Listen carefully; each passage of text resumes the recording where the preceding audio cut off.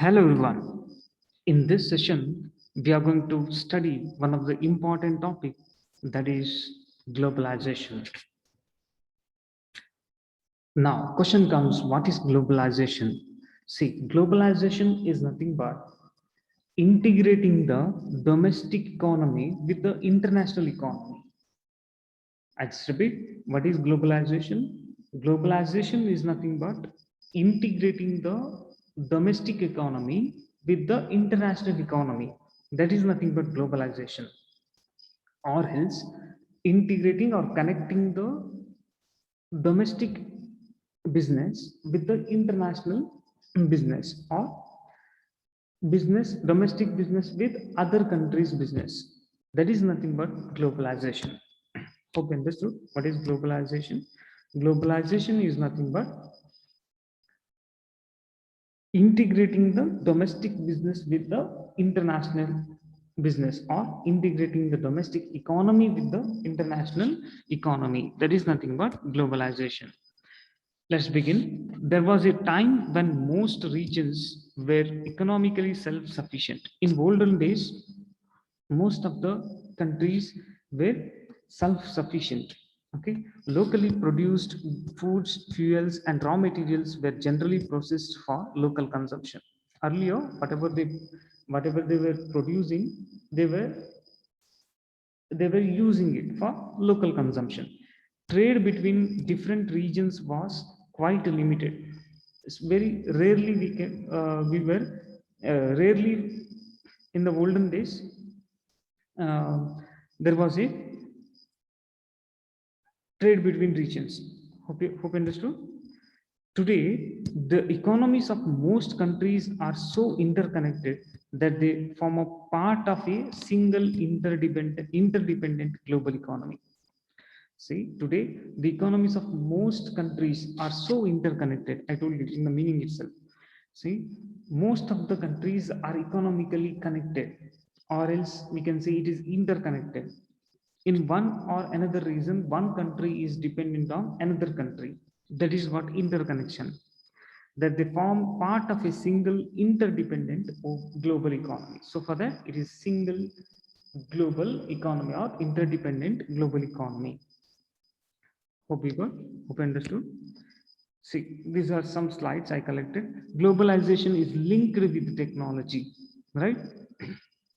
Globalization is uh, linked with technology. Due to the advancement in technology, there are a lot of changes that we have seen in international business, right? Then globalization is the result of speedy communication, right? Due to the speedy communication, especially due to the internet and other network facilities, the business is so developed. Then see this slide. Yesterday, in the olden days, finish your dinner, there are people in China and India who are starving, right? Now, finish your homework. There are people in China and India who are starving for your job.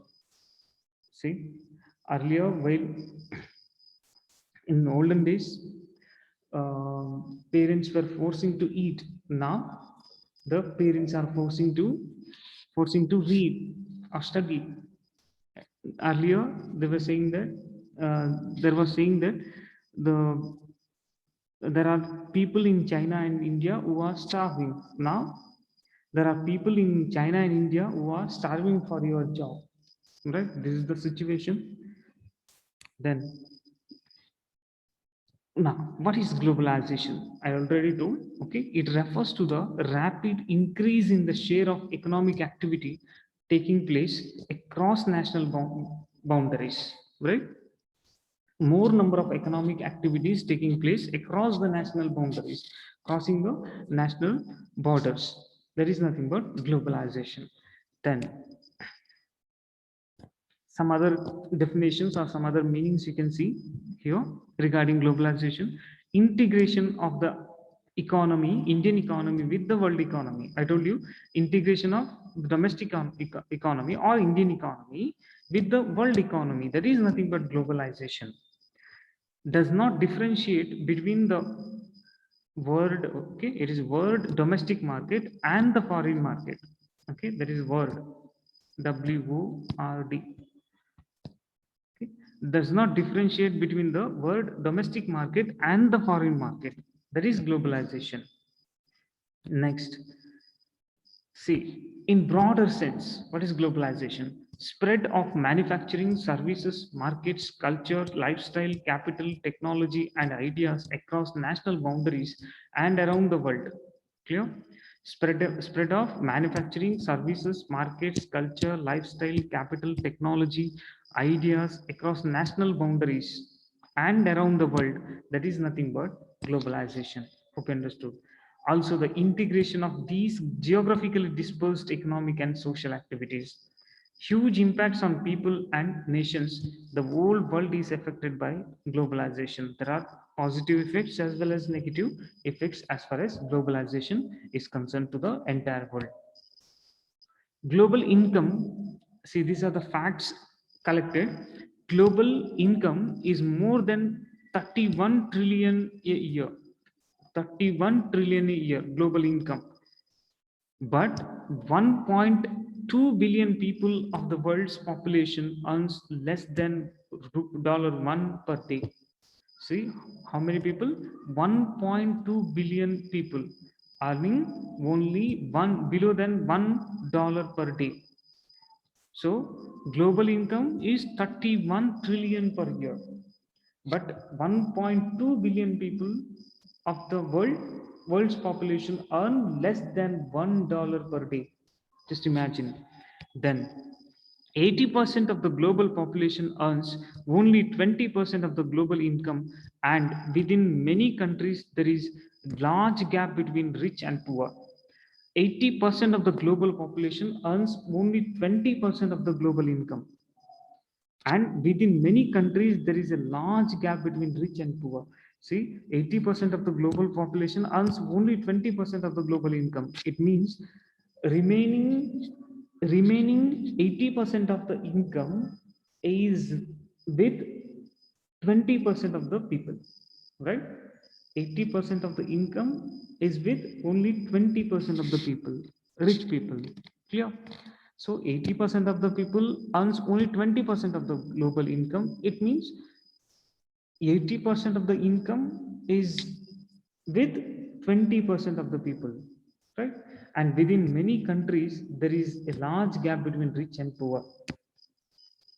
The 3 billion people living in the 24 developing countries that increased their integration into the world economy enjoyed an average 5% growth rate in income per capita, longer life expectancy, and better schooling.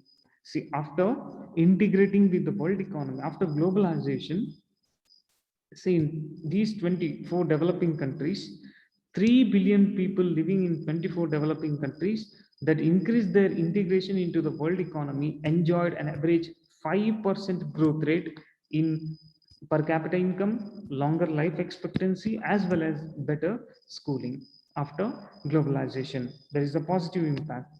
Then the digital and information revolution has changed the way the world learns, communicates, does business, and treats illnesses.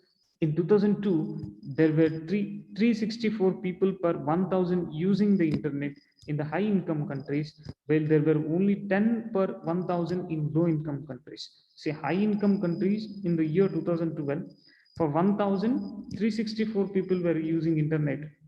That is in high income countries or developed countries. In developing countries, for 1,000 only 10. Now the percentage is increased, right? Most of us are using internet.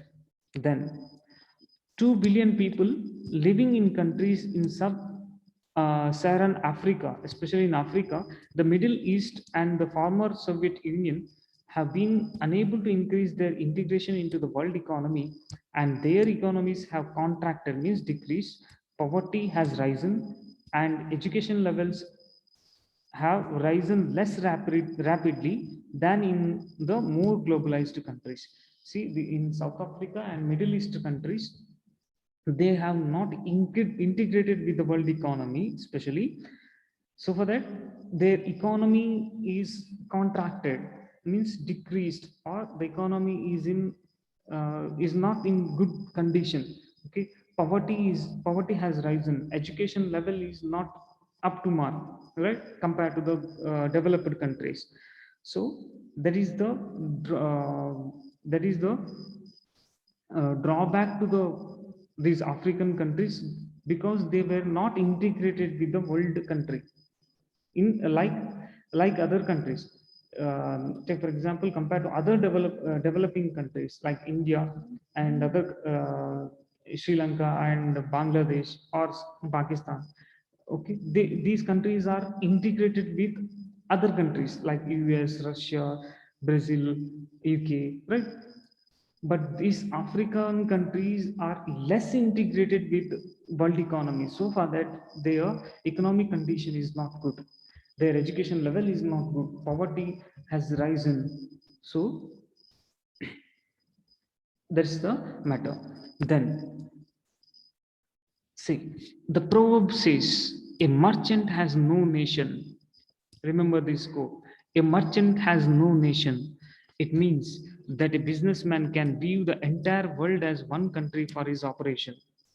Those who as far as businessman is concerned or a merchant is concerned, entire world is one nation. Because because uh, to increase his sales to increase his sales, to diversify his market. So diversify his market, the entire world is one nation, entire world is one for businessmen, because anywhere he can sell that particular product, through that he can maximize his return, right? The entire globe is just like one country for business. Erasing national and political boundaries for the purpose of business may be termed as globalization. Erasing national and political boundaries for the purpose of business may be termed as globalization.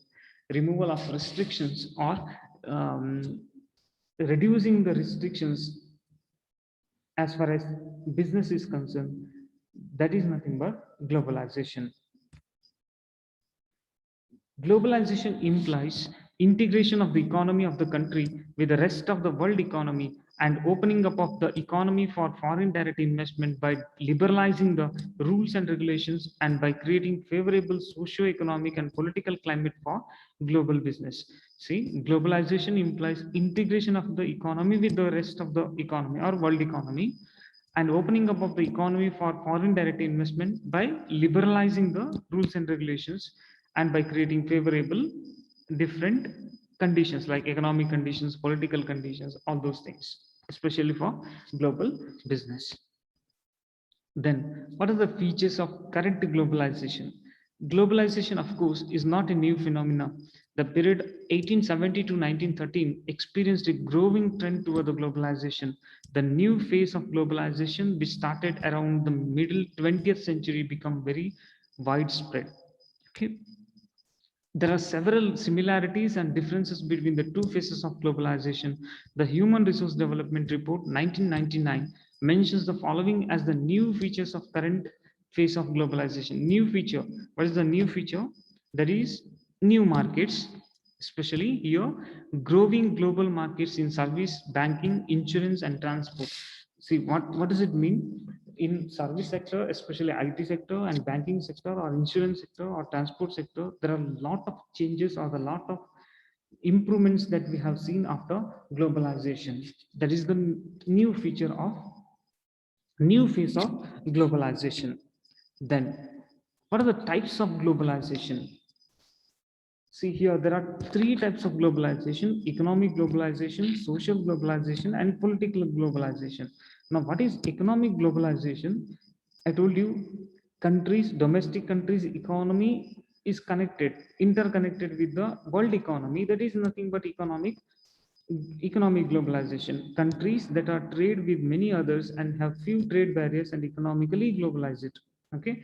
Then what about social social globalization, a measure of how easily information and ideas pass between people in their own country and between different countries.